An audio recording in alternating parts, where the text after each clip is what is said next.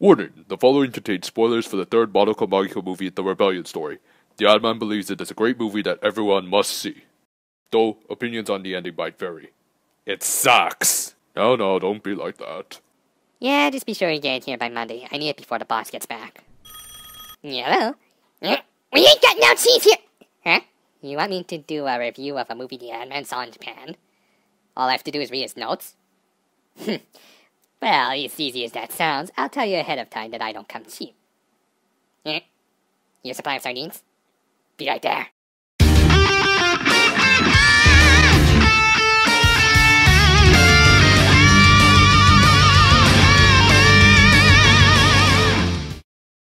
Okay, so who's on the roasting pike? Oh, crap. Can I back out of this? Because, you know, if I say anything bad, all the fans might start coming at me with pitchforks and all that, darn contracts. Okay, so this is Puella something or other Madoka Magi Rebellion Story. And not exactly sure what they're rebelling against, but whatever. So, the movie opens with the Power Rangers. No, I mean the Precure. No, I mean, the Puella Magi? Do they even have an official team name? Nah, anyway, we see them chasing a stop-motion monster, which even Monty Python would say is too creepy to use, and defeat it or have tea with it, I don't know. But then we find out it was all a dream! Wow, you're really starting off the movie with that overused cliche, aren't ya? Anyway, we're then treated to pretty much a shot-by-shot remake of the opening to the first episode, though with one significant difference. Model T's mom was wearing a different colored suit! Oh my god, this has to be a significant plot point, otherwise this would have been a really big waste of our time because we've seen this scene about a dozen times already. Yeah, it's just filler. So anyway, Model T goes to school, and then we're introduced to Homura again. Yeah, and then of course the audience is like, oh no, she did it again, and she's going to try and rescue Model T from dying because of Hinamizawa's curse, and then we're all going to go through the same bull again. Actually, no! You see, we then find out there's all some weird alternate universe.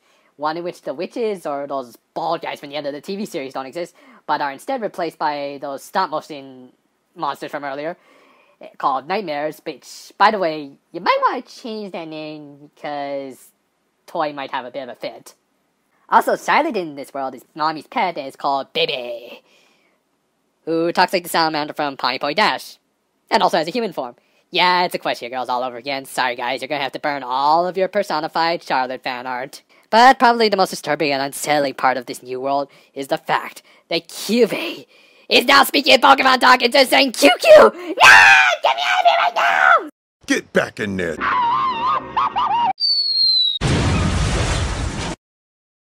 So, as I was saying, Homura starts to figure that something is very wrong with this world. Hey, if you defeat a monster by performing a nursery rhyme while eating cake, I don't know what you consider to be normal.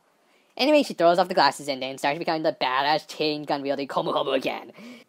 And what's the first thing she does? She tries to interrogate Bebe. Really? You go after the creature whose only notable contribution to the series was literally biting the head off of the yellow one. Then again, I guess she is the derpy of the Madoka-verse, so they did have to give her some kind of a significant part somehow. Still, you would think she would go first to the emoticon-faced space bunny that she butts heads with a lot. And guess what? It turns out it was all Kyubey's doing. What a twist! No, not yet, Shyamalan. There's something even bigger coming up. But yes, it turns out the space bunny had imprisoned all the girls in hopes that Homu's witchification would draw an ultimate Madoka so that they could hijack her powers. Why? Because they want to go back to the days when witches were around to gather energy. Despite the fact that Maochi's system was working perfectly fine and there was less of a chance of something going horribly wrong, like, losing an entire planet rich in resources. Yeah, apparently this advanced alien race goes by the old saying that if it ain't broken, break it into a million pieces. And crap on it. So ultimately, Homu does become a witch that looks a lot like Marie Antoinette, fully intent on sacrificing herself for the good of her goddess. However, everyone else is like, no, we have to make sure this shipping works or else the fans are really going to be pissed off at us. Yeah, we can't let the Uber just screw us over with an ending that's going to split the fandom. Spoilers, a lot of the fandom is really pissed right now. So then they go into an amazing Avengers-esque battle scene. Wow, I hope this wins us an Oscar and we don't end up losing to some movie starring a CGI tiger. They even have the Equestria girl Charlotte joining in the action because she is one of the goddess's apostles, apparently. Really, Malachi? You chose some random cheese-loving girl over a bunch of other historical female figures who could probably do a better job. What about Cleopatra, Himiko, or even Joan of Arc? Didn't she burn at the stake believing in you? Oh wait, she's busy in Romania right now, isn't she? Never mind. So anyway, they rescue Homu, blast away all of the evil space bugs, and reunite her with her beloved Madochi. Aw, isn't this just the perfect ending? One that they can't screw up by throwing in a very sudden and unexplained twist at the very end, that would completely destroy Homura's character. Well, better start heading for the exit then. What's with the look in Homura's eyes? She kind of looks like she's about to pull out a machete or a kitchen knife. Oh, she's hijacking Madochi's powers, and now engulfing the Earth, and now the solar system, and now the whole Milky Way galaxy, and now the entire universe. My God, she's out of control! Next thing you know, she's gonna try and overtake our universe and...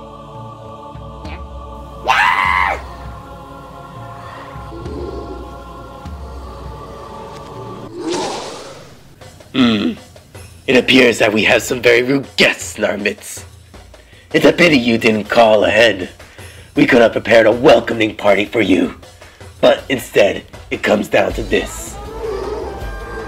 Oh, you know about us.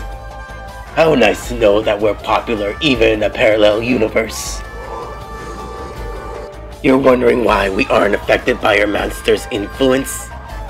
Well, you see, after we heard that Ant-Man said there was going to be a new Madoka Magica movie, we decided to do a little research and predict that something like this might happen. It only makes sense that your master would try to take our universe after she instantly doomed her own. As a countermeasure, we created a pocket universe for ourselves, where we will remain outside the effect of your master's attack.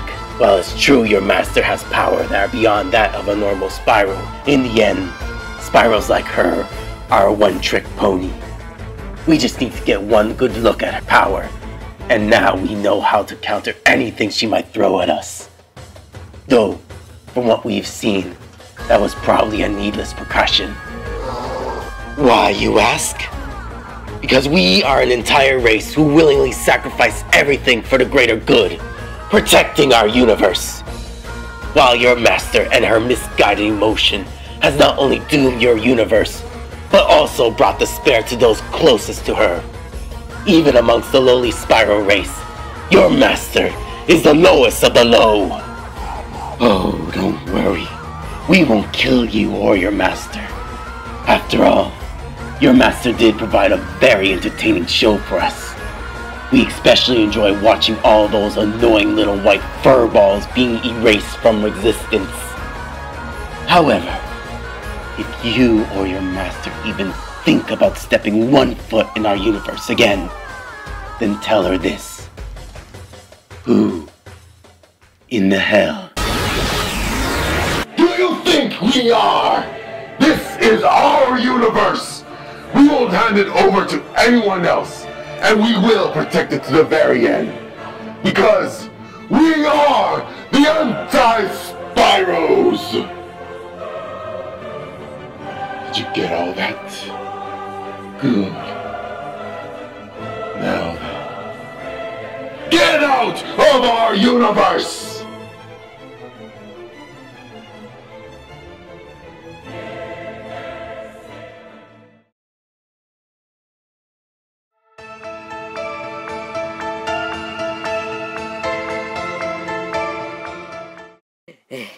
Well, I ran all the way to the edge of the universe, but at least I got away from that thing. Oh, did you have to be so rough with our reconstruction? We only did it in the way that we felt would be the most efficient way possible. Be grateful.